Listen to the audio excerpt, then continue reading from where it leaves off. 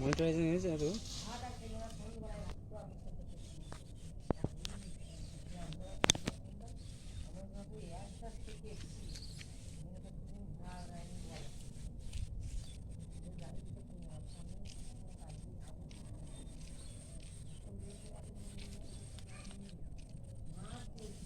একটা 1000 করে দেবে দাঁড়াবো না।